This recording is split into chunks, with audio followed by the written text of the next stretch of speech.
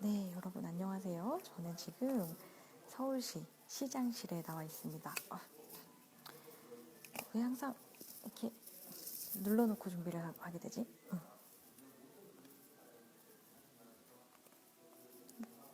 네, 보이시나요, 여러분? 지금 오늘 아까 한 7시, 6시 반부터 만나가지고 저희는 책맥 모임을 하려 했으나 서울시의 문화재인 관계로 지금은 서울시장실 구시청실에서 방송을 하고 있습니다. 좀 보여드릴게요. 여기 와본 분들도 있는지 모르겠지만 시청이 지금 예전에 구시청이 있고 지금 신시청이 있잖아요. 그래서 구시청에 여기는 사장님 집무실로 시장님 집무실로 쓰였던 곳입니다. 그래서 여기가 이렇게 오픈이 돼 있어요. 그래서 여러분들도 오시면 이렇게 쭉 볼 수가 있고요. 뭐 제가 아는 건 아마 조순 시장님부터 뭐 이렇게 여러분들의 익숙한 그 시장님 그리고 우리의 원순 씨까지 이렇게 시장님이 돼 있고 그리고 이제 시장실에 여러분들이 들어와서도 같이 구경을 할 수 있는 공간입니다. 오늘은 그래서 서울 시민 여러분들 그 서울시 페이지를 통해서 신청해주신 여러분들과 같이 방송을 하게 되었습니다. 네, 네, 중간중간 제가 질문을 드릴 수 있고 제가 추리소설가라 네, 질문하는 거 굉장히 좋아합니다. 네, 직업도 맞추려고 많이 하고요. 네. 그래서 지금 여기 책벌레 페이지와 트위터 페이지를 통해서 오늘 한 것들은 나가도록 할게요. 네네. 그래서 같이 들어주시고 그냥 편안하게 꼭 이거는 사실 아주 저희가 이렇게 메이저 방송을 하고 있는 게 아니기 때문에 그냥 너무 의식하지 마시고 편하게 같이 해주셨으면 좋겠습니다. 네. 전 이완을 보면 되나? 이걸 보면. 그냥 편하게 아니 여기 저희 와주신 분들을 보면서 얘기해 주시면 됩니다. 9시까지 하면 조금 일찍 한 10분 정도. 10분 정도 일찍이요? 네. 네, 해주시면 됩니다. 이제 시작하면 네, 지금 놀래라. 네, 제 얼굴이 나오고 깜짝 놀랐어요. 네. 시작을 해주시면 됩니다. 제가 사실은 방송 뭐 이제 그 공중파나 이런 데 굉장히 많이 이제 일반인치고는 많이 나가봤는데 항상 신경 쓰이는 게 얼굴 크기거든요. 네, 얼굴 크기라서 네. 그 걱정을 많이 했는데 지금 여기를 슬쩍 보니까 네. 그렇게 크게 안 나오네요. 네. 그리고 이제 가희 씨랑 같이 나란히 화면에 나오면 가희 씨 얼굴 되게 작거든요. 그래서 지금 이게 여차하면 의자를 뒤로 확 빼려고 생각을 했는데 제가 그렇지 안 않아도, 나오기 때문에 저는 여기 있습니다. 어우, 네. 네. 어떻게 시작하면 되나요? 네. 편하게 간단하게 그럼 해주세요. 인사 먼저 드리고 시작하겠습니다. 지금 화면상 제가 일어나면은 사람들한테 가슴을 보여줘야 되기 때문에 앉아서 인사드릴게요. 오늘 와주셔서 너무 감사합니다. 정명섭입니다. 먼저 유서가 깊은 장소예요. 서울시청이고 그 전에는 잘 아시다시피 경성부청사라서 조선총독부와 비슷한 같은 해에 아마 이제 만들어졌고요. 조선총독부가 광화문 자리에 있고 서울 이 경성부청사가 여기 그다음에 이 남쪽으로 가면은 지금 경성역이 있잖아요. 그래서 서울을 관통하는 일자형 도로가 일본이 이제 만들어 놓은 도시 계획의 핵심이라고 하더라고요. 그러니까 우리는 그 도시 계획 핵심 한가운데에서 이제 그 일본의 유적에 관한 얘기들을 이제 나누고 있습니다. 그리고 뭐 장소도 그렇고 뭐 모이신 분도 그래서 제가 뭐 일방적인 강연을 한다기보다는 이 책을 어떻게 쓰게 됐고 그다음에 이 책에 담긴 의미가 어떤 거고 뭐 그런 거에 대한 얘기들을 그냥 주고받는 식으로 나눠 보겠고요. 제가 얘기를 하는 중간에 궁금한 거 아무거나 질문하셔도 뭐 상관없습니다. 그리고 이제 앞에 말씀드린 것처럼 제가 여러분들 위해서 개인적으로 준비한 선물들을 이따가 나눠드리도록 하겠습니다. 먼저 이 책을 쓰게 된 이유는 술 때문이었어요. 여기 보면 여러 개가 있는데 가장 먼저 간 데가 부산의 가덕도였습니다. 부산 가덕도 남쪽에 외양포 포대라는 데가 있어요. 러일 전쟁 때 일본군이 만들어 놓은 포대거든요. 이게 진해에 있는 이제 당시 러일 전쟁 때 러일 전쟁의 승패를 결정지었던 건 스시마해전이었고요. 스시마해전에서 러시아 함대와 전투를 벌이기 위해서 대기하고 있던 일본 연합 함대의 집결지가 바로 진해항이었어요. 그리고 진해항을 지키기 위해서 만들어진 데가 외양포 포대였거든요. 그리고 그 역사적으로 유명한 그 일본군 제트기가 올라갔던 게 뭐냐면 황국의 운명이 이 한판에 달려 있으니 목숨을 걸고 일전을 다하라라는 이제 그런 이제 일본으로서는 정말 운명을 건 결전의 장소였었고요. 그 장소를 지키기 위해서 만들어졌는데 제가 이제 전공이 역사가 아닌데 이제 주변에 역사책을 많이 쓰고 하니까 역사를 많이 이제 공부하시는 분들이 있어요. 그래서 그분들을 따라서 부산에서 열린 학회에 갔었거든요. 근데 지방에 내린 학회에 가게 되면 보통은 이제 뭐 1박을 해야 되기 때문에 저녁에 부어라 마셔라 술을 먹습니다. 그리고 이제 술을 먹고 얘기를 하다가 누군가 저기 부산에 이제 가덕도에 그런 게 있다더라라고 이제 지나가는 말로 얘기를 했어요. 그랬는데 이제 그때 저도 지나가는 말로 한번 가보면 어떨까라고 생각을 얘기를 했는데 굉장히 고맙게도 이 책의 공저자 중에 이제 그 신효승 그다음에 조현경, 김민재 이 세 명이 그때 같이 있었는데 이 사람들이 저를 위해서 일정을 잡아준 거예요. 그러니까 차는 누가 준비하고 그 다음에 이제 누가 안내하고 이런 식으로 이제 본인들끼리 정리를 해서 저한테 얘기를 해줘서 사실 저는 지나간 말로 해서 크게 기대를 안 했는데 가야 되잖아요. 그리고 그날 술을 엄청 많이 먹었거든요. 그리고 이제 다음날 아침에 힘들게 그곳에 갔는데 그분들은 역사학자시. 네, 전부 다 네. 이제 그 전공하시는 분이었고 네. 그냥 바로 외양포로 가는 길이 있어요. 그냥 그 산길을 따라서 그 마을 이제 포니까 포구 마을이죠. 거기로 가서 그 뒷산에 있는 그걸 볼 때가 있는데 이 친구들이 저한테 좀 더 잘 보여준다고 중간에 산길을 타버린 거예요. 저는 술이 하나도 안 깼는데 전날 술을 엄청 먹었거든요. 하나도 안 깼는데 근데 뭐 어떻게 투덜거릴 수도 없고 그리고 이제 산길을 올라가서 거길 내려다봤게 됐거든요. 근데 지금 생각해 보면 외양포 마을에서 올려다 봤으면 그렇게 쇼크를 안 받았을 거예요. 근데 그 산에서 내려다 보니까 그 마을 뒤에 아주 잘 만들어 놓은 콘크리트 그 포대가 남아 있는 거예요. 그걸 보는 순간 그 남자들이 술 마시고 항상 하는 얘기, 술이 확 깼다라고 했을 때 그 느낌을 많이 받았어요. 이게 왜 여기 있지라는 생각. 대부분의 사람들이 그 일본의 군사 유적이나 이런 유적 남아 있는 걸 보게 되면 그 얘기를 굉장히 많이 해요. 이게 왜 여기 있지? 그다음 이게 왜 아직 남아 있을까? 라고 돼 있어서 그때 그 느낌을 받아 아무런 사전 정보가 없으니까. 그래서 그 일본군이 만들어 놓은 그 보급로 같은 데가 있어요. 아직도 굉장히 잘 남아 있거든요. 그 보급로를 따라서 포대로 내려갔는데 그냥 그 뭐라고 하지? 제가 그냥 역사적인 지식이 없었으면 감정적인 부분에 많이 휘둘렸을 텐데 제가 그나마 좀 역사적인 지식이 있으니까 이 포대가 왜 여기 있고 왜 아직 남아 있을까라는 거에 대해서 좀 많이 파헤칠 수가 있게 됐어요. 그 다음에 그렇게 하루 종일 이제 일정을 미루고 나서 봤던 거라 하루 종일 보고 나서 제가 느낀 건 또 있는 거 아니야? 라고 생각을 했어요. 그래서 뭐 여기만 있진 않겠지라고 했는데 그 좀 그렇게 해서 이제 사람들한테도 알아보고 저도 자료를 찾아보니까 좀 놀란 게 아주 많이 남아 있었던 거예요. 굉장히 많이. 물론 이제 서울을 한정으로 놓고 보게 되면 서울은 그 일제 강점기 이후에 한국전쟁 그리고 한국전쟁보다 더 무서운 재개발, 재건축을 겪으면서 이제 많이 없어졌어요. 그리고 대표할 수 있었던 게 이제 그 총독부 건물인데 그것도 헐어버렸고 그 사람들이 그거 없어지면서 다 없어졌을 거라고 생각을 했는데 여기 경성부청사도 그렇고 사실은 굉장히 많이 남아 있습니다. 근데 이제 사람들이 그걸 잘 몰랐던 건 이게 그건지 몰랐던 거예요. 이게 그냥 옛날 건물이고 뭐 멋있네 라고 생각을 하고 그 안에 담겨있던 의미 그다음에 이게 왜 만들어졌는지에 대한 얘기들을 생각을 못하고 넘어갔던 부분이고 이게 이제 그 우리가 일제강점기라고 부르는 부분들이 굉장히 안타까운 게 뭐냐면 한민족의 근대화와 딱 시기가 맞물려져 있어요.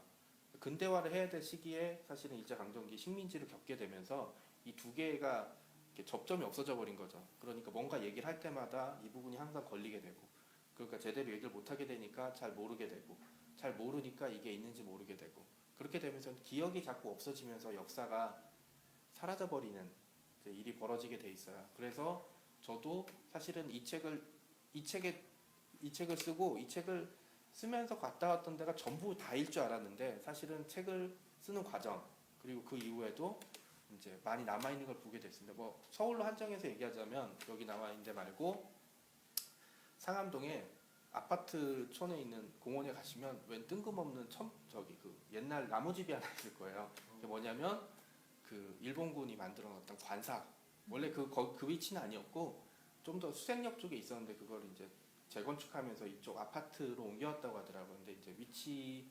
건축물 같은 경우는 위치가 옮겨지면서 사실 가치가 상실되는 경우가 굉장히 많이 있거든요. 그리고 하필이면 길 건너편에 일본인 외국인 학교가 있어요. 네, 그래서 그런저런 문제가 있어서 거기도 이제 일본군 장교 관사가 남아 있고, 그다음에 저는 가보지 못했습니다만 삼청동 쪽에는 뭐 가끔 뉴스 나오죠. 일본군이 만드는 방공호가 남아 있다라는 뉴스 나오고 있고, 인사동 쪽에도 몇 군데 남아 있는 걸로 알고 있어요. 그다음에 요즘 제가 가고 있는 그 낙산에 강원도 낙산 말고 서울의 낙산에 이화 벽화마을에 있는 건물 상당수도 일본식 건축물이고요. 뭐 제가 답사를 갔던 요즘 핫플레이스로 뜨고 있죠. 해방촌. 해방촌의 상당수 건물들도 일제 강점기 때 만들어놨던 그 시대 건물들이 남아 있습니다. 근데 단지 잘 모르는 것뿐이죠. 네. 작가님 그런 거를 발견했을 때 아까처럼 그런 일제 흔적을 했을 때 두 가지일 것 같아요. 하나는 빨리 없애버리고 싶을 수도 있을 것 같고, 하나는 그 의미나 이런 거를 우리가 기억하기 위해서 그러니까 확실하게 그거를 어떤 작업을 해서 해놓을 수도 있을 것 같은데 어떤 입장이시거나 그런 취지에서 이걸 쓰게 되셨어요? 사실은 이게 책으로 처음부터 쓰자고 했으면 이렇게 고생을 하지는 않았을 거고요. 이렇게 많이, 그러니까 지금 책에는 한 15군데 정도 이렇게 돼 있는데 실제로 가본 데는 한 50군데가 넘어요. 사실 책을 쓰겠다고 마음을 먹었으면 목차를 대충 구성하고 목차에 맞는 곳만 갔다 왔을 거예요. 근데 이제 2013년인가 13년에 처음 가고 나서 그냥 가보고 싶었어요. 제가 이렇게 그렇게 막 치밀하게 계획적이고 막 치밀하고 계획적인 사람이 아니기 때문에 그냥 한번 둘러볼까? 그리고 이제 그때는 전업을 했던 시기라 남는 게 시간이었었거든요. 그래서 쭉 둘러보고 이걸 보게 되니까 다른 게 궁금해지고 라고 돼 있고, 최근에 이런 좀 안 좋은 아픈 기억에 대한 역사들을 보존하자는 움직임, 보존하고 연구하는 움직임이 이제 뭐 영어로 하면 다크 투어리즘이라고 불러서 이런 거에 대한 보존이 최근 국내에서도 많이 이루어지고 있고, 지방 같은 경우는 그 구룡포 같은 경우는 아예 일본인 마을을 그대로 복원해놔서 사람들이 관광지로 이용하고 있어요. 그러니까 제 입장을 말씀드리면 경복궁 앞에 있는 그 총독부는 없애버리는 게 맞습니다. 왜냐하면 경복궁을 복원해야 되니까. 그리고 경복궁이 조선을 상징하는 법궁이자 정궁이기 때문에 거기는 없애버리는 게 맞는데, 예를 들어서 뭐 얼마 전에 한겨레 정재훈 기자 같이 갔다 왔던 경희궁 방공호 같은 경우는 굉장히 민감해요. 왜냐하면 그 방공호를 없애는 데만도 몇십억 원이 들고, 그리고 그걸 없앤다고 경희궁이 완전히 복원되는 것도 아니고 시작이거든요. 왜냐하면 그 경희궁 안에 이미 서울역사박물관과 서울시립미술관 건물이 들어와 있기 때문에 그 두 개를 다 없애야 되고, 그 외곽 건물까지 매입을 해야 되니까 거의 조 단위로 들어가는 걸로 알고 있어요. 그러니까 그 적절한 균형, 아까 말씀드린 것처럼 우리 문화재를 복원하기나 살리기 위해서는 없앨 수 있는 뭐 총독부 같은 경우는 없애야 되지만, 그 외에 뭐 지금 사람들이 최근에 다시 얘기가 되고 있는 경희궁 방공호 같은 경우는 개인적으로 보존을 해서 사람들한테, 저는 개인적인 감정으로는 경희궁이랑 연결시켜서, 원래 통로가 있었는데 경희궁 복원하면서 없앴거든요. 그 통로를 연결해서 경희궁, 방공호, 그다음에 이제 서울역사박물관 돌아볼 수 있는 코너를 만들고, 그 경희궁 방공호는 개인적으로 그 이제 정식 명칭은 일본군 성노예입니다. 일본군 성노예 박물관을 만들어서 기억을 하게 만드는 게 옳다고 생각합니다. 그 사람들이 흔히 얘기하는 것처럼 역사를 잊은 민족에게 미래는 없다라고 얘기하지만 틀린 얘기예요. 역사를 잊은 민족에게는 현재도 없어요. 왜냐하면 지금 현재가 우리 과거에 얼마나 많이 발목을 잡혀 있는지 우리 너무 잘 알고 있잖아요. 친일파 문제, 그다음에 다른 여러 가지 문제들이 발목을 잡고 있는 건 역사가 미래뿐만 아니라 우리의 현재조차 지배하고 있다는 것을 명확하게 보여주고 있는 사례라고 할 수 있죠. 그런 얘기들을 꼭 말씀드리고 싶었고요. 그렇게 해서 가덕도를 둘러보고 나서 그 여러 군데 장소들을 둘러보게 됐는데, 굉장히 재밌었던 건 그 용산입니다. 왜냐하면 용산에 그 일본군 사단 사령부가 있었는데, 여긴 지금 미군이 그대로 사용을 하고 있거든요. 그래서 그 미군 사령부를 출입을 해야 되는데, 사실은 이제 출입이 굉장히 어려워서 수많은 여러 가지 이제 비공식인 절차를 거쳐서 어렵게 들어가서 거기를 둘러봤던 기억이 났고요. 일본군 병영 건물은 감사합니다. 병영 건물은 지금 미군이 그대로 이제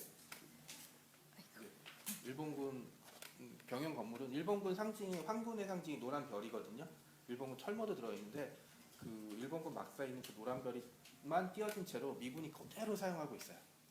미군이 그대로 사용하고 있고 안에 뭐 에어컨 달고 문을 조금 개조하는 정도. 그리고 재밌는 건 러일전 그 기지 안에 일본군이 뭐 러일 전쟁 승전비 뭐 이런 거를 만들어 놓으면 그 자리를 없애고 그 미군의 뭐 예를 들어서 워커 장군 기념비 같은 걸 세워놓는 식으로 위치가 거의 안 변하는 식으로 되어 있습니다. 그러니까 이거는 이 용산이라는 땅이 한반도를 통제하려는 외국의 세력들한테 어떻게 비춰지는가라는 걸 볼 때 이제 의미가 있었던 거고요. 그다음에 굉장히 재미있었던 건 옛날에 중요한 위치면 지금도 중요한 위치였어요. 그래서 용산 같은 경우도 그렇고 대부분 일본군이 사용했던 건물들은 미군이 이어받아서 그대로 사용하는 경우도 있고 위치가 왜냐하면 너무 좋기 때문에 뭐 대표적으로 캠프 마켓이라고 부르는 부평에 있는 일본군 조병창이 있거든요. 굉장히 규모가 큰데 이 조병창도 미군이 그대로 이어받아서 사용해서 지금 뭐 규모가 많이 줄어들고 폐쇄 그 반환되기 일보 직전이라고는 하지만 거기도 여전히 이제 우리 땅이 아니게 된 세무가 그 시작이 어디라고 생각을 해봤더니 결국은 이제 일제 강점기 그 한마리라고 불렀던 시대라고 볼 수 있습니다. 그리고 뭐 이 책을 쓰면서 꼭 드리고 싶은 말씀은 이제 제가 대표해서 이 자리에 오기는 하는데 이 책은 5명이 같이 썼습니다. 저 혼자 쓴 건 절대 아니고요. 그리고 사실은 이 다른 공저자들의 도움이 없었으면 쓸 수 있었겠느냐? 저는 못 썼을 것 같습니다.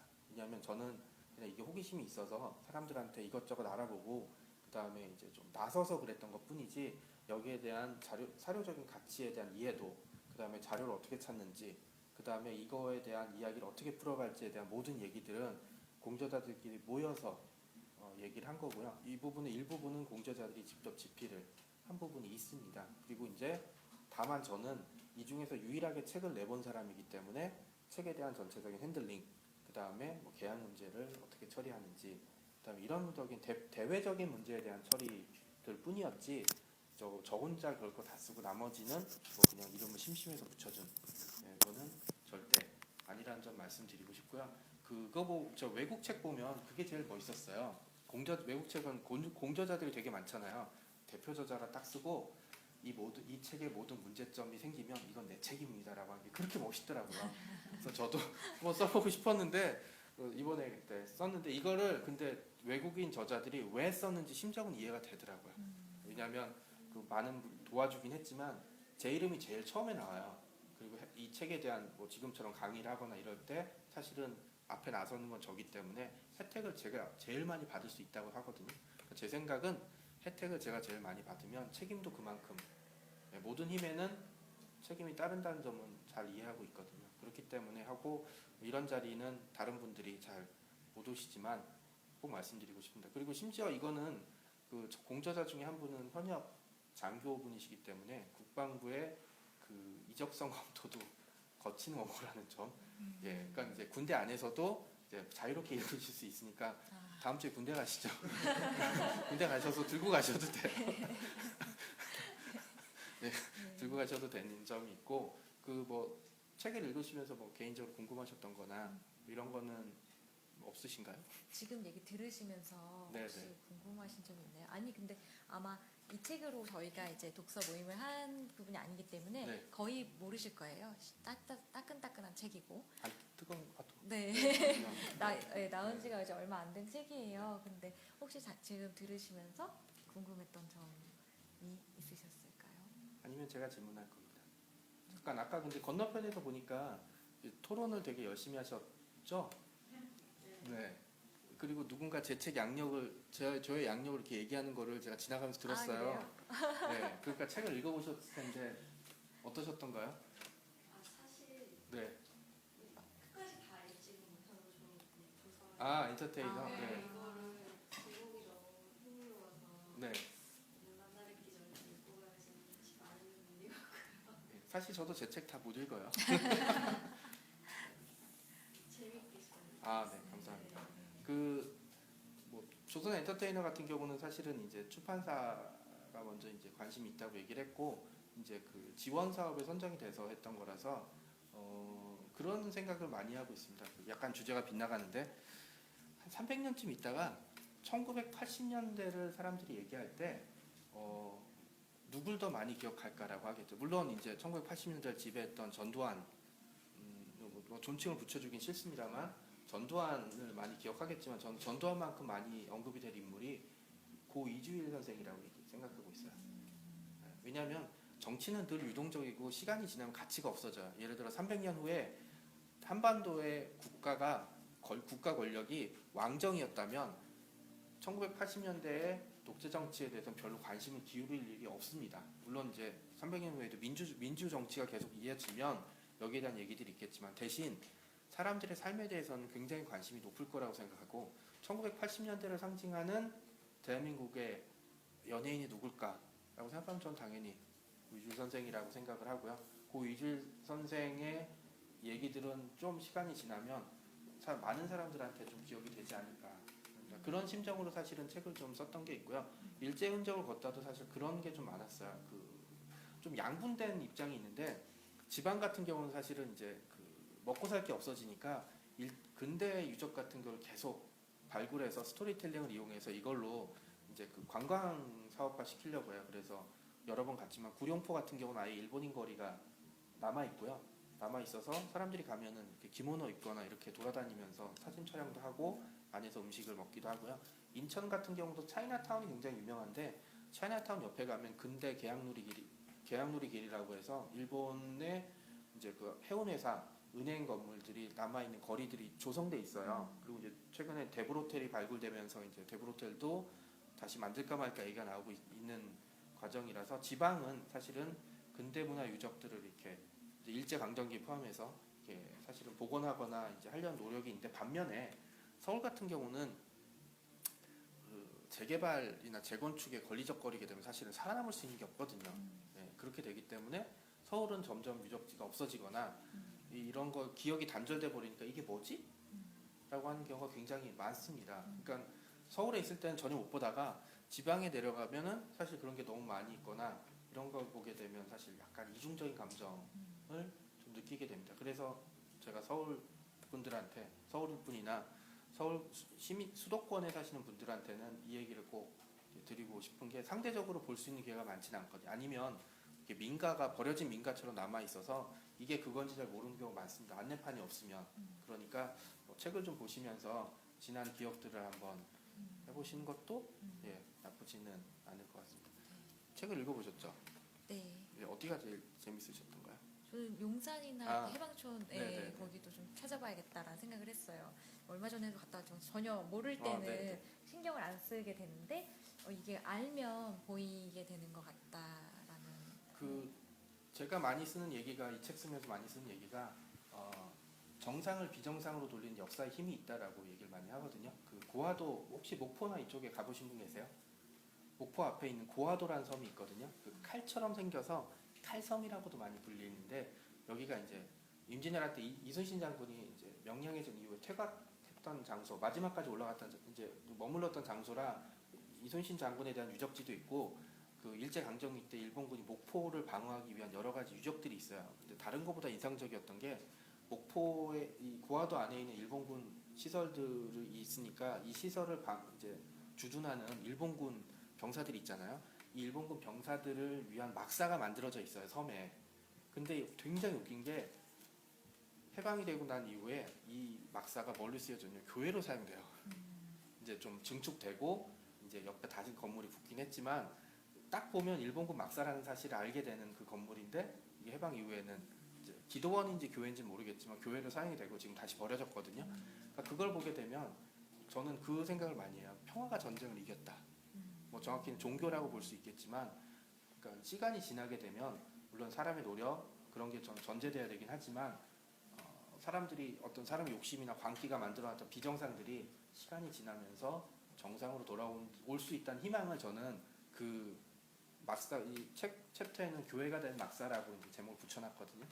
사실은 고화도에서 봤던 그 어떤 건축물보다 더 인상 깊었던 건물이었어요. 이게 시간이 지나면 이렇게 되는구나라는 느낌이고 지금 뭐 여기도 보면 연역을 1945년에 서울시장부터 많이 이제 얘기를 하고 있지만 26년부터 45년까지는 일본인 이제 경성부 부사라고 불러야 되나요? 이 부사가 이 집무실에서 이제 그 조선의 경성을 통치하기 위해서 여러 가지 활동을 했던 장소가 됩니다. 근데 이제 뭐 여기는 이제 여러 가지 이유로 45년 이후의 이제 역사들만 다루고 있는데 그 앞부분의 역사도 존재하고 있다는 점을 우리가 기억하지 않게 되면 45년 이후의 역사에 대해서도 언젠간 잊어버릴 수가 있어요.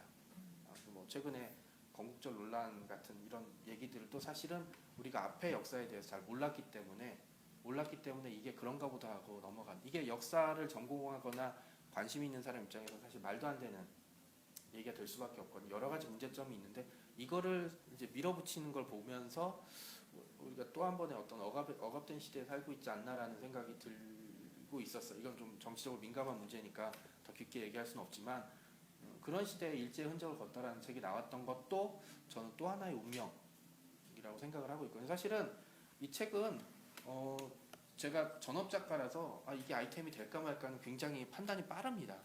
네, 빨라서 안 되는 거는 빨리 접고 되는 건 이제 뭐 빨리 살리는 편인데 이거 같은 경우는 판단이 잘 안 썼어요. 그런 판단을 할 정도의 지식도 없었고 그래서 그냥 무작정 이제 정리를 했고 그 다음에 이제 이거를 블로그 같은데 이제 정리를 했어요. 왜냐하면 제가 갔다 오고 나서 그냥 잊어버리면 이제 잊어버리더라고요. 그래서 그 가덕도 같은 경우 두 번째 갔을 때 못 봤던 걸 더 봤거든요. 그래서 이제 나왔던 거를 이렇게 사진 찍었던 거를 약간 설명을 붙여서 블로그에다가 이제 올렸던 게 시작이었어요. 그게 지금 한 80회 정도 올라가고 나니까 제 생각에는 끈질기게 뭐든지 하면 기회가 한 번씩은 오더라고요. 그래서 저 잘 아는 출판사에서 책을 한번 해보는 게 어떻겠냐고 해서 지금이야 책이 나오고 나서 굉장히 의미가 있다라고 얘기를 했는데 처음에 이 아이템을 책으로 만든다고 했을 때 책이라는 거랑 결합시켰을 때 굉장히 부정적이었어요. 사람들이 책 누가 읽을까? 좋은 기억도 아니고 너무 딱딱하고 그 다음에 그 강력한 경쟁자, 저는 경쟁자라고 생각합니다. 유흥준 교수님이 이미 한번 쓰고 지나가셨기 때문에 안 되겠다. 그리고 이 책에 이제 제가 블로그에 붙였던 가제도 나의 일본 문화유산 답사기였습니다. 네, 근데 이제 이 책이 문화는 아니고 뭐 유산도 아니니까 그리고 또 이제 그 제목대로 가게 되면 유흥준 교수님이랑 뭔가 이제 합의를 봐야 될 부분이 생기는데 뭐 그 부분도 좀 애매할 것 같아서 사실은 이 책 제목은 저도 잘 정하지 못해서 출판사에서 이제 공모 비슷하게 해서 이제 했던 겁니다. 그러니까 거듭 말씀드리지만 이 책은 저 혼자 이제 했던 건 절대 아니고요. 공저자, 그 다음에 이제 모험을 했던 출판사, 그 다음에 책 뒤에 보시면 엄청난 참고 문헌이 붙었습니다. 이거는 뭐 제가 정말 많이 보고 똑똑하다고 자랑을 하고 싶어서 그런 것도 좀 있지만,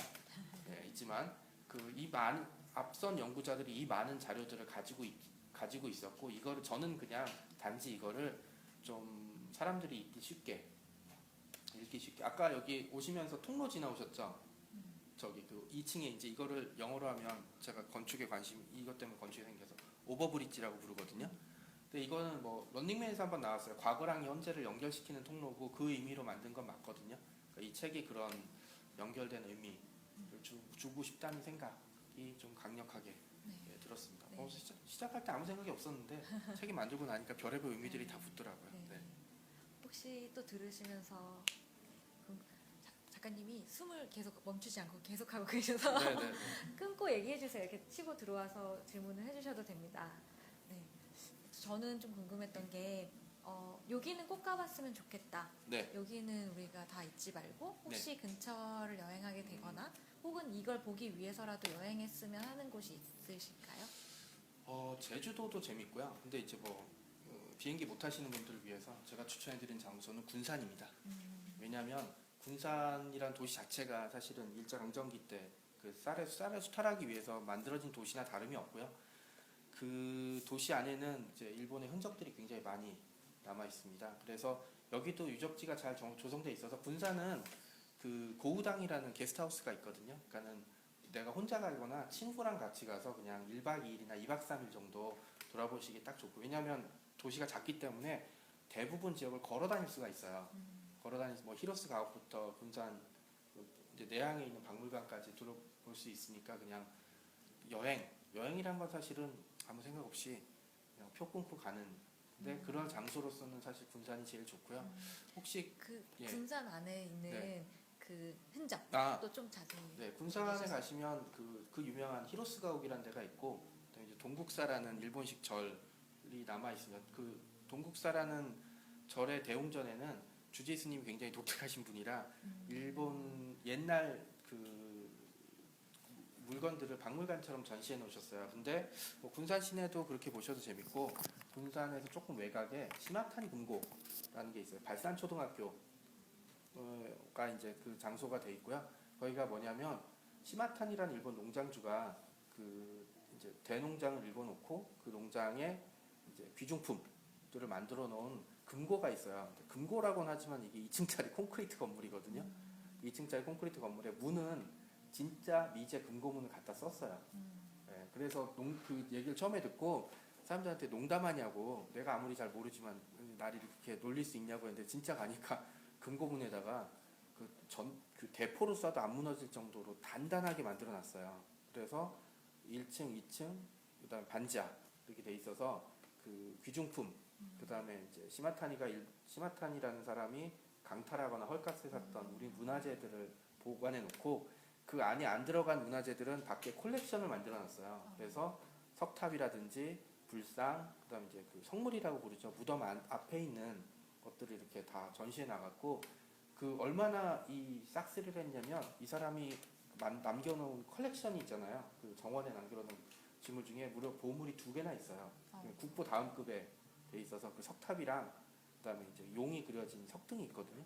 2개가 지금 보물로 지정돼 있어요. 그러니까는 이 초등학교는 보물이 있는 초등학교가 된 셈이죠. 초등학교 안에 네, 초등학교 뒤쪽에 네. 돼 있고, 그 초등학교 건물 자체가 있는 자리가 옛날에 시마타니가 살던 집이었다고 하더라고요. 그러니까 그곳에 가시면 일본인들이 얼마나 우리들을, 이 땅을 얼마나 끝까지 수탈하려고 들었고, 그리고 왜 지금도 포기하지 않는지, 미련이 남는지에 대해서 명확하게 아실 수 있으실 겁니다. 네. 그 뭐라고 하지? 이거를 제가 원래 추리소설가니까 추리소설을 비유해서 말씀드릴게요. 사실은 추리소설을 비유하면 이건 굉장히 재미없는 추리소설이에요. 범인이 처벌을 안 받았어요. 그리고 범인이 이미 밝혀져 있는 거고 굉장히 재미없는데, 그럼에도 불구하고 우리가 봐야 되는 이유는 뭐냐면, 제가 좀 예민해서 그런지 몰라도 범인이 재범행을 노리고 있는 것 같아요. 범인이 재범행을 노리고 있어서 호시탐탐 찔러도 보고 뭐 이렇게 뭐도 해보고 뭐, 그리고 이게 헛소리도 하고 이랬던 게 잘못을 뉘우치지 않고 처벌을 안 받았으니까 다시 기회가 오면 똑같은 범행을 저지르겠다라고 생각을 하고 있는 것 같아요. 그리고 저는 제 추리가 틀리길 바라지만, 사실은 뭐 세상 일은 안 좋은 쪽으로 더 많이 생각을 해봐야 되는 부분이 있으니까, 그렇다면 제가 개인적으로 할 수 있는 게 뭐가 있느냐라고 생각을 해봤더니, 중요한 건 앞선 범행을 분석하고 파악해서 재범행을 할 때 막아야 됩니다. 저는 사실은 그런 심정도 좀 많이 들어있어요. 그리고 이제 이 추리는 저는 정말 틀리길 바라지만, 사실은 눈 뜨고 코 베고 눈 감으면 코를 베어가는 동네는 사실 한양이 아니고 국제 정세거든요. 그런 점을 좀 생각해 봐야 되지 않을까라고 생각을 하고 있습니다. 네. 서울 내에서요. 네. 지방을 가기 힘드니까 네. 서울 안에서 가장 일본의 단지를 볼 수 있는 그런 흔적을 볼 수 있는 데서 추천해 주실 수 있을까요? 이거는 지금 가희 씨랑 나중에 이제 같이 한번 걸어볼까 생각 중인데, 제가 추천해드린 장소는 정동. 네, 정동이 뭐 일제 강점기만 포함한 게 아니고, 정동 지역이 그 한말의 약간 외국인 거리 같은 지역이었거든요. 그러니까 거기 가면 그 거리를 올라가게 되면은 아간 파천의 장소였던 러시아 공사관, 그다음에 지금은 이제 연말까지 수리가 돼서 이제 문을 닫혔는데 을사늑약이 체결됐던 중명전, 그다음에 그 한말에 이제 활동했던 손탁 여사가 지었던 손탁 호텔도 있고, 거기서 이렇게 그 정동 사거리에서 광화문 쪽으로 내려가면 경희궁이 남아 있고요. 경희궁의 그 옆에 그 방공호, 뭐 들어갈 수 없다는 게 좀 안타깝긴 하지만 경희궁 방공호까지 둘러보는 게 사실은 지금 일제나 근대의 흔적들을 볼 수 있는 가장 큰, 지금은 못 보는데 그 중명전 안에 가면 을사늑약 조약문이 체결돼 있어요. 그래서 대부분 안내를 해주면 처음 봤다는 분이 너무 많은 거예요. 이걸 처음 볼 기회가 없어요. 예, 볼 기회가 없는데, 정확하게는 몰랐던 거죠. 예, 을사늑약이라는 게 있다는 것만 알았지 이게 어떤 조항이었고 어떤 구절로 돼 있고는 실제로 인쇄된 걸 본 경우는 10명을 안내해주면 9명, 8명은 처음 봤다 그래요. 저는 또 하나의 쇼크일 수밖에 없는 상황이거든요. 그러니까 뭐 가시는 걸로 추천을 해드리게 되면 도보로 이제 가게 되면 정동을 가장 많이 추천을 드리고요. 네. 지금 좀 이제 자세하게 네. 입구와 그다음에 네. 우리가 또 경희궁은 가봤어도 방공호는 저는 네, 몰랐거든요. 네. 이제 어디를 좀 이렇게 보면 된다. 네, 위치. 방공호는 사실은 지금은 들어가 볼 수가 없습니다. 왜냐하면 이게 여러 가지 이유로 개방이 안 돼 있기 때문에 밖에서만 볼 수 있는데 밖에서 보는 것만 해도 사실은 여러모로 충격을 받을 수밖에 없는 상황이고요. 정확히 위치는 어디냐면 경희궁 안으로 들어가시면 정문에 이제 경희궁이 보이고 오른쪽에 조그만 언덕이 보일 겁니다. 그 언덕을 넘어가시면 서울 역사박물관 주차장이 보이고요. 주차장 옆에 지금은 약간 하늘색으로 칠해져 있어요. 하늘색으로 테두리처럼 칠해져 있고 그 옆에 이렇게 큰 문이 이제 있고 문은 이제 환기 때문에 열려져 있고 안에 이제 창살문으로 가려져 있거든요. 그 앞까지는 가실 수가 있고요. 그 앞에 붙어 있는 있나요? 팻말이? 팻말이나 아무것도 없어요. 네, 그래서 그때 한겨레 정재원 기자랑 갔을 때도 그 점을 굉장히 놀라 하더라고요. 그래서 저는 개인적으로 안내판이 좀 있었으면 이제 했는데 거기에서 보시면 거기가 광화문에서 600m 떨어져 있어요. 그러니까 대부분의 사람들은 서울 총독부를 없애면서 일본의 흔적이 우리나라에서는 많이 없어졌을 거다라고 생각을 하지만 광화문 한복판에서 600m 떨어진 데에 일본이 전쟁에 대비해서 만들어놓은 대규모 방공호가 있다는 거는 우리가 한번 좀 다시 생각해봐야 될 부분입니다. 안에 들어가 보셨나요, 작가님? 네, 한번 이제 점검 같은 거 할 때 부탁해서 한번 들어가 본 적이 있습니다. 어떻게 생겼어요? 제가 아까 다른 분들 설명했는데 레지던트 이블이라는 그 영화가 있거든요. 영화 보면은 지하 들어가서 1호 같은 데를 헤매고 있는데 비슷해요. 제가 농담이 아니고 지금 현재 남아있는 대규모 방공호는 거의 다 가봤다고 자부를 하거든요. 뭐 책에 못 쓴 부분도 많이 들어가 봤는데 제가 가봤던 데 중에 가장 커요. 그러니까 100m가 넘는 장소고 그다음에 단순한 방공호가 아니고 여기 들어가면 화장실, 세면대 이런 게 다 남아 있어요. 그러니까 이거는 그냥 단순히 폭격을 피하기 위한 장소가 아니고 경성 전체가 이제 위험해졌을 때 경성에 있는 행정기관들이 들어와서 행정 기능을 그대로 유지하기 위해서 왜냐하면 안에 보통 방공호는 그냥 공습만 끝나면 돌아갈 수 있기 때문에 일체 편의시설이 없거든요. 공간도 작고 근데 안에 들어가면 전기, 환기구, 화장실도 타일 붙어서 잘 만들어놨어요.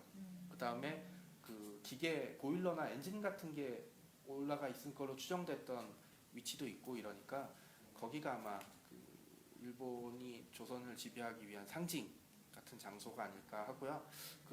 만약에 집이 상암동 근처시면 상암동에 부엉이 근린공원이라는 데가 있어요. 거기 가시면 일본군 장교 관사가 이렇게 남아 있거든요. 거기도 좀 한번 둘러보시면 괜찮고 대학로에 가시면 대학로 가보신 적 있으세요? 대학로에 지금 방송대학 본부로 바뀌었거든요. 거기 정문 옆에 좀 옛날 목재 건물이 있어요. 그 목재 건물이 이제 대한제국 시기의 건물이라고 추정을 했는데 최근에 다시 확인해 본 결과 일본이 만들어 놓은 공업 이제 다른 건물이라고 확인이 됐고 그게 아마 근대 목조 건물로는 가장 오래된 건물로 남아 있어요. 그거는 이제 안내판이 잘 붙어 있으니까 대학로 가실 때 한번 보시면 도움이 될 겁니다. 네. 서울에 남아 있는 것 중에 보실 수 있는 데는 대략 이 정도. 나머지는 용산이나 이런 데 같이 군시설이기 때문에 허가를 받지 않으면 좀 들어가시기 어려울 거예요. 네. 다른 질문이 없으시면 제가 질문을 해볼게요. 네. 다음 주에 군대 가신다는 책 읽어보셨나요? 그러면 약간 좀 어려운 질문일 수도 있는데 일본이라는 얘기를 들으면 어떤 얘기가 먼저 떠오르세요? 아무 얘기나. 일본이라는 얘기. 네. 그러니까 뭐 피카츄를 떠올리시는 분도 있고. 네. 아무래도 이웃 나라다 보니까 네. 가장 가까운 나라. 일본 여행 가본 적 있나요, 참? 뭐 어떤 게 가장 많이 눈에 띄었던가요? 저는 사실 일본을 가본 적이 한 번도 없어요. 일본 여행 갔어요. 네. 일본 여행 가면 좀 조용한 것 같아요. 우리나라보다. 하긴 좀 시끄럽죠. 목소리 점점 높아지고. 네. 그러면 이제 뭐 저기 사실 되게 웃긴 게 저는 일본을 가본 적이 없어요. 쓰시마도 가본 적이 없고 왜냐면 여기 그 지심도라는 곳에 가면 일본군 대한해협을 봉쇄하기 위해 만들어놓은 포대가 있는데 그 포대 맞은편 포대가 이제 일본군 대마도 이제 쓰시마에 있는 토요포대라고 그러거든요. 그래서 뭐 토요코인이랑 어떤 관계가 있냐라고 확인해보려고 했는데 그거는 안 나왔고요. 일본군이 이제 이쪽에다가 지심도에 포대를 만들어서 이쪽으로 쏘고 그다음에 쓰시마에는 토요포대라는 데를 만들어서 이쪽으로 쏴서 대한해협 자체를 봉쇄하려고 했던 적이 있었거든요. 그래서 그 지심도에 있는 포대를 보면서 쓰시마는 뭐 갔다 오는데 그렇게 어렵진 않으니까 쓰시마도 한번 갔다 와 볼까라고 했는데 이제 여러 가지 일정상 갔다 오지 못했습니다. 뭐 그 고향이 약간 부산이나 이쪽이시면 뭐 가덕도도 괜찮고 저는 굉장히 인상 깊었던 데가 지심도였거든요. 그 섬 되게 예쁘잖아요. 그 장승포 옆에 있는 거제도 옆에 있는 조그만 섬인데 그 섬도 별명이 동백섬이에요. 동백 진짜 예쁘거든요. 그래서 그때 갔을 때도 동백꽃이 그렇게 빨간지 몰랐는데 길에 이렇게 되게 예쁘게 펼쳐 있었는데 거기 중간에 가시면 일본군이 그 대한해협을 봉쇄하기 위해서 만들어놨던 포대 혹시 포병 갔다 오신 분 있으세요? 이 포상이 엄청나게 크게 만들어져 있거든요.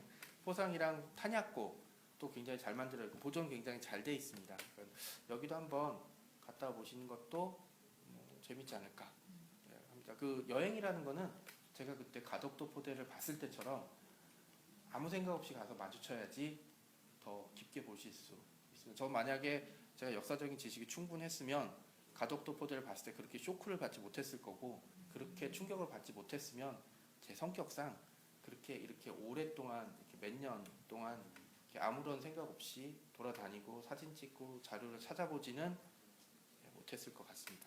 그럼 어느 정도 기간 동안의 자료가 들어있다고? 제가 가덕도부터 시작했고 가덕도가 2013년, 2014년 정도로 기억을 왜냐면 처음에는 책을 만들 생각을 안 했기 때문에 갔다 와서 별달리 기록을 안 남겨놨어요. 그리고 이제 나중에 이거 뭐 한번 정리를 해볼까라고 했던 게 이제 그 블로그에 기록이 남았던 게 2014년 정도였고요. 한 3, 4년 동안은 뭐 한 달에 서너 번씩이라도 내려가 봐서 제가 못 가본 데는 좀 있어도 어디가 뭐가 있는지 없는지에 대해서는 사실은 연구 자료를 굉장히 많이 확보해놨기 때문에 충분히 이제 보고 있는 거죠. 이게 뭐 만약에 다음 편을 쓸 기회가 있으면 1편에서 좀 못했던 얘기했던 장소도 왜냐하면 책 분량 때문에 못 집어넣었던 부분들이 되게 많거든요. 그 부분에 대해서 좀 충분히 좀 얘기를 해보고 싶어요. 네. 그리고 제가 아까 생각해보니까 좀 시작할 때 소개를 더 자세히 드렸어야 되는데 네. 작가님은 원래 이제 추리소설을 쓰셨고 하니까 근데 제가 알기로는 네. 추리물도 거의 역사에 네, 네, 적 네. 기반으로 한 네. 그때 제가 소개했던 책은 조선 변호사 왕실 소송 소송 사건 사건이었죠. 네. 그런 책이었고 조선 엔터테이너도 있었고 아로 네, 제목이- 직지를 찍는 네, 직지를 찍는 찍는 아이 아로 아로. 네, 네. 이런 식으로 거의 이제 이야기식으로 쓰셨던 걸로 알고 있는데 그래서 이 책을 보고서 굉장히 좀 새로웠어요. 그래서 네, 그 답사기 형태로 쓴 건 이 책이 처음이었고요. 제가 사실은 30 넘어서 33 정도에 처음 글을 쓰기 시작했고요. 뭐 제가 많은 분들이 오해를 많이 하시는데 역사를 전공하거나 그다음에 이제 문학이라든지 이걸 전공하지는 않았습니다. 사실은 대학교는 문턱만 들어갔다 살짝 나왔고요. 네, 그래서 제 공식 학력은 고졸이라고 많이 이제 얘기를 하면 그걸 뭐 학력을 속일 수는 없으니까 그리고 이제 회사를 좀 다녔다가 그다음에 이제 바리스타 일을 되게 오랫동안 했어요. 9년 정도 일하다가 거기서부터 글을 쓰기 시작했고 이제 전업을 했는데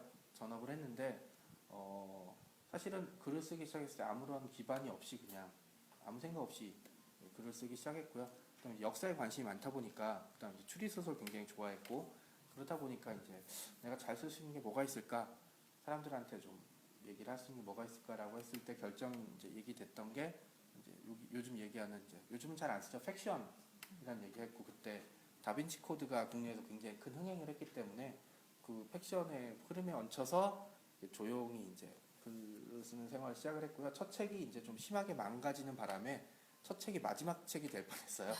네, 그래서 한 1년 정도 슬럼프를 겪다가 다행히 이제 그 주변의 도움으로 이제 어느 정도 다른 쪽으로 재기를 하기 시작했고요. 지금도 사실은 그 마음은 잊지 않습니다. 처음 책이 나왔을 때 다른 건 몰라도 두 번째 책만 나왔으면 좋겠다고 했어요. 왜냐하면 사람들이 첫 책이 나왔다고 하니까 표정은 축하해. 근데 네가 네가 책을 쓰지? 그래, 이 책 운이 좋았겠지라고 하는 게 이렇게 쓱 보이더라고요. 그래서 이게 운이 아니란 거를 증명해주기 위해서 두 번째 책만 나왔으면 좋겠다고 막 이제 꼭 생각을 했었고요. 두 번째 책이 나오니까 한 5권 정도 해서 그래도 요만큼 되면 서가에 한 칸을 차지하는 거잖아요.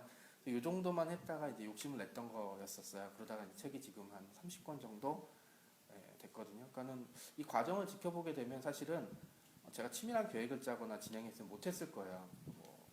제 주변 사람 저 정확히 잘 알겠지만 굉장히 우유부단하고 30분간 집중하기 되게 어렵고 그다음에 뭔가 이게 의미가 있다라고 생각하고 여기에 대해서 가치를 두고 매달리는 성격은 절대 아니거든요.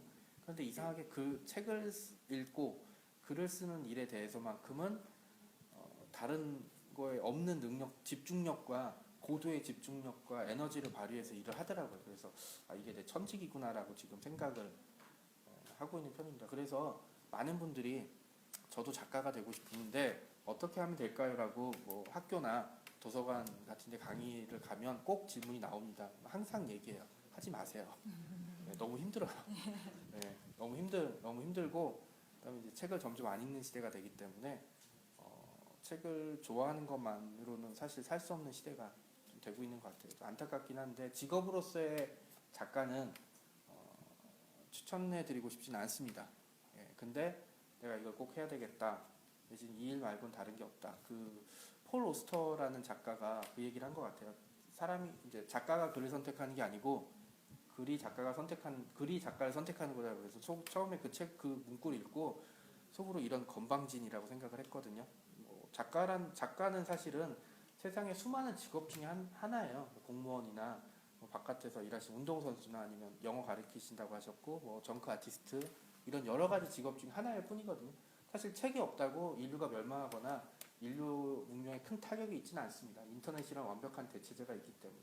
그럼에도 불구하고 사람이 책을 선택하는 게 아니고 책이 사람을 선택했다는 건 이 사람은 책 쓰는 거 말고는 다른 사회생활을 할 수 있을 정도의 능력이 없다라고 이제 그 판단이 되는. 저는 저 약간 무신론자에 가깝지만 창작의 신은 있다고 믿거든요. 창작의 신이 이렇게 낙점해준 사람이고 저는 낙점을 받았다기보다는 아마 누군가를 딱 집었는데 정유정 작가나 고은 선생님 같은 사람 찍으면서 약간 삑사리가 나서 저한테 온 게 아닌가라고 생각하고 있습니다. 항상 조심하고 이 행운을 잘 누려야겠다는 생각으로 쭉 하고 있습니다. 시간이 거의 거의 다 됐나요? 마무리로 달려가고 네. 있어요. 그래서 이제 혹시 오신 분들 중에 꼭 여쭤보고 싶은 게 있다 오늘 들으면서 지금 질문하신 분이면 제가 선물을 드릴게요. 네, 먼저 네. 앞으로 어떤 또 책을 쓰시고 싶은지 아. 궁금합니다. 사실은 이게 책 쓰는 건 방랑 같은 거라서요. 제가 사실은 이 책의 답사기를 제가 쓸지 몰랐습니다. 왜냐면 저는 이불 밖은 위험해 약간 이런 성격이거든요. 네, 그래서 사실 그리고 역사 관련 자료들은 인터넷으로 찾는 게 훨씬 더 완벽해요. 왜냐하면 그 장소에 간다고 이게 남아있진 않으니까. 근데 이제 그런 것들, 그러니까 제가 처음에 글을 쓸 때는 팩션으로 시작을 했는데 이런 식의 답사기를 쓸 거라고 상상을 못했듯이 제가 5년 있다가 어떤 책을 쓸지는 또 잘 모르겠어요. 그러니까 그거는 이제 마음 가는 대로 생각을 되게 하고 있습니다. 옆에 네. 저는 이제 역사에 대해서 다룰 때 역사적 인물, 역사적 사건, 네. 역사적 장소에 대해서 여러 가지 측면에서 다룰 수 있는데 네. 이제 인물과 사건에 대해서는 많이들 이야기를 하는데 이 네. 책 같은 경우에 네. 공간과 건축물에 다루는 네. 부분이 많지 않은 것 같아요. 네. 근데 그런 것 이제 공간과 건축물에 대해 접근하는 게 어떤 의미를 가질 수 있을지. 사실 이 공간을 보게 되면 그냥 아마 벽돌이겠죠. 안에는 벽돌과 시멘트와 벽지를 바른 그냥 집이에요. 이게 만약에 이 장소에 없고 구파발에 있었다, 구파발에 어느 집이었다 그러면은 그 가족들한테는 굉장히 의미가 깊겠지만 사람들한테는 의미가 있지는 않겠죠. 그런데 이 장소는 사실은 경성구청이었고 굉장히 오랜 기간 동안 서울시의 시정을 책임졌던 장소였습니다. 사실 공간이 가지는 가치는 공간 자체보다는 이 공간에서 어떤 결정이 내려졌고 어떤 사람이 어떤 얘기를 했다는 거에 들어가 있거든요. 그러니까 사실은 책을 쓸 때 그 부분의 균형을 잡는 게 굉장히 어려웠어요. 인물에 대해서 얘기하는 게 굉장히 쉽거든요. 왜냐하면 역사적 사실을 얘기하고 그 역사적 사실에 대해서 제 나름대로의 품평을 하면 돼요. 그리고 이 사람이 내린 역사적 어떤 결정에 대해 어떤 영향을 미쳤는지에 대해서 약간 이렇게 암시나 이런 결론을 주면 되는데 사실 이 공간은 그런 얘기를 할 수가 없습니다. 말을 해주지도 않고 대부분의 이런 장소들이 아까 경희궁 방공호도 그렇지만 안내판이 없어요. 그리고 거기에 사신 분도 좀 오래된 기억이기 때문에 제각각이에요. 그러니까 이런 것들을 역사의 한파편, 토막 이런 것들을 정리해서 이제 조합해내면 굉장히 과정이 어려운데 이 과정 사이에서 어떤 얘기들이 오갔는지 그러니까 공간에 대해서 얘기할 때는 사실은 이 공간이 뭘로 만들어졌다라고 얘기하는 거 굉장히 빡빡해요. 그거는 뭐 얘기를 할 수 있는 뭐 한 2페이지도 못 쓰기 때문에 제가 하고 싶었던 얘기는 이 안에 어떤 사람들이 살았다. 예를 들어 가덕도 같은 경우는 가덕도 주민들을 다 가덕도 외양포 같은 경우는 외양포 주민들을 그냥 갑자기 다 쫓아냈어요. 총칼로 그냥 밀어내버리고 그 집을 허물어버리고 거기다 자기네들이 쓸 관사를 지어버렸거든요. 그 관사가 아직도 남아있어요. 왜냐하면 외양포 마을은 국방부 소유로 바뀌어있기 때문에 그 땅도 국방부 소유예요. 그러니까 그 지역에 사는 사람들은 그 집에 살지만 그 집을 자기 마음대로 고치거나 증축을 할 수가 없거든요. 그렇게 되니까 옛날 흔적들이 남아있어서 저같이 가끔 가는 사람들은 굉장히 좋죠. 유적들을 발견하니까. 근데 그 안에 있는 사람들은 과연 그거를 행복하게 생각할까라는 문제에 대해서도 좀 뭐 충분히는 모르겠지만 좀 다뤄보고 싶었고 그 얘기를 꼭 해보고 싶었습니다. 네. 그 이번 책을 쓰신 취지 중 하나가 네. 자랑스럽진 않지만 그래도 기억해야 할 역사를 저희가 좀 그런 인식을 좀 높이자 하시는 게 좀 있잖아요. 네. 이게 만약에 이런 것에 나중에 혹시 범위를 좀 더 넓혀서 네. 좀 더 거슬러 올라가서 정리제라든가 네. 외성들을 네. 아니면 그거에 경력한다든가 네. 올라서 농고 네, 네. 시행하는 거라든가 그런 좀 더 위에 있는 그런 유적들이나 아니면 그런 문화 잔재 같은 것 혹시 그 외성은 굉장히 관심이 많아서 사실은 이 책에 외성을 좀 넣으려고 했었어요. 안골포 외성이나 순천 외성은 여러 번 답사를 가봤는데 사실은 이 책만 가지고도 이미 분량이 찼고 이 시대적인 구분이 명확하지 않습니까? 일제강점기인데 갑자기 이제 임진왜란 시기에 외성을 넣는 건 안 맞는 것 같아서 사실은 마지막 단계에서 빠졌던 부분이 있고요. 다음에 기회가 된다면 이 다음 건 아마 이제 한반도에 남아있는 외성들 그건 이제 몇 분들이 이제 다루기 시작하셨어요. 그런데 이제 한반도에 남아있는 외성들 그 다음에 이제 기회가 더 된다면 얘기하신 대로 이제 이거 전체 다크 투어리즘이라고 부르는 부분이 있거든요. 그 부분에 대해서 좀 확장시켜보고 싶은 생각은 가지고 있습니다. 아까 한 분이 더 손을 드신 것 같았는데. 네. 아까는 그 캠프 마켓 얘기하셔가지고. 네. 혹시 캠프마켓에 가보신 적 있으신가요? 저는 미국 출신이라서 가본 적 있습니다. 근데 그 이제 1882년 때 네. 이모군란 이후에 이제 이 8군 기지가 생겼는데 네. 1882년 때 그 이모군란 이후로 청해 예정만석으로 이제 네. 같이 들어왔었고 그리고 이제 경술지 후에 또 일본 중군이 네. 들어왔었고 그다음에 또 이제 미군이 이모군이 들어왔죠. 그대로 이어가다 왔잖아요. 네. 그리고 요즘에 이제 지금 이제 미 8군 기지 같은 경우는 이제 해체를 간 수준이고 해가지고 네. 이제 여러 가지 기관들이 이제 거기다가 무슨 생태공을 네, 세운다, 네. 뭘 세운다 하는데 작가님이시라면 네. 어떤 것을 어떻게 한민족 의견이 보이는 거 아닙니까? 네. 그래서 작가님이시라면 일단 거기 아파트 같은 거 짓는 건 반대하고요. 네, 왜냐하면 저는 집이 있기 때문에. 네, 농담이고요. 그 거기는 공원으로 만드는 게 맞고요. 그리고 이제 아까 정확히 말씀해 주셨어요. 그 청나라가 맨 처음에 들어왔고 그다음에 일본군, 그다음에 지금 미군이 쓰고 있고요. 성격이나 진주 목적은 다 다르죠. 그러긴 하지만 한반도에 외국이 발을 디뎠을 때 왜 이 장소에 발을 디뎠는지에 대한 이야기는 충분히 있어서 보존을 하는 쪽으로는 찬성이고요. 왜냐하면 서울에 사람들이 지금 너무 많습니다. 그리고 거기에 또 뭔가 짓게 되면 하니까 제가 개인적으로 야구 좋아하거든요. 야구장이나 야구장만 지을 수는 없으니까 축구장이나 아니 뭐 그런 운동시설들 그다음에 공원. 근데 좀 한 가지 애매한 거는 사실은 그 용산에 있는 미군기지 일부가 우리나라에 반환이 됐던 장소가 전쟁기념관 장소랑 전쟁기념관 장소인데 거기에도 일본군 병영이 있었거든요. 이걸 부수고 기념관을 세워버린 거예요. 그러니까 기념하기 위한 뭔가를 없애고 기념관을 세워버린 아이러니한 상황이라 이 부분에 대해서는 사실은 좀 오랫동안 논의를 하고 많은 사람들이랑 얘기를 하면서 이제 좀 하고 이 땅이 굉장히 넓기 때문에 뭐 원하는 거 다 지을 수 있어요. 야구장도 지을 수 있고 공원도 지을 수 있고 뭐 크리켓 장소 같은 거 그다음에 이제 다른 이제 병영은 근데 굉장히 잘 남아 있기 때문에 굉장히 이런 말씀 드리면 그렇지만 굉장히 잘 지어놨죠. 오래 1000년 있으려고 굉장히 잘 지어놨거든요. 그 건물은 사실은 그대로 남겨놓고 건물 안에 이제 전시물을 갖다 놓는 것도 한 가지 네, 방법일 것 같습니다. 그리고 어쨌든 이 땅을 지키기 위해서 미군이 사용했던 장소이기 때문에 그 장소에 미군이 한반도를 지켜주기 위한 어떤 그 피와 죽음들에 대한 기억도 저는 분명히 남겨놔야 된다고 생각하고 있습니다. 네. 아니 다들 이렇게 많이 막판에 아시면서 왜 질문들을- 질문 안 하고 계셨어요? 네. 네. 근데 여기가 도서관이 원래는 6시까지만 원래 입장이 네. 가능하고 9시에는 퇴근들을 하셔야 돼서 네, 저희도 네 이만 마무리를 해야 될 것 자, 같습니다. 근데 네. 제일 중요한 게 선물을 누구나 네. 주는데 5분을 먼저 고르시죠. 그래서 일단 방송을 끄고 저희 네. 좀 편안하게 조금 네. 어깨에 힘을 비방용인가요? 빼고 네네 그렇게 하도록 하겠습니다. 그래서 네. 답변이 되나요? 정명석 장관님과 하는 방송은 여기서 마치도록 하겠습니다. 네, 저기 저쪽에 봐야 되나요? 네, 트위터 안녕히 먼저 계세요. 안녕히 계세요. 네, 이쪽도 책벌레 안녕히 안녕히 계세요. 네, 감사합니다.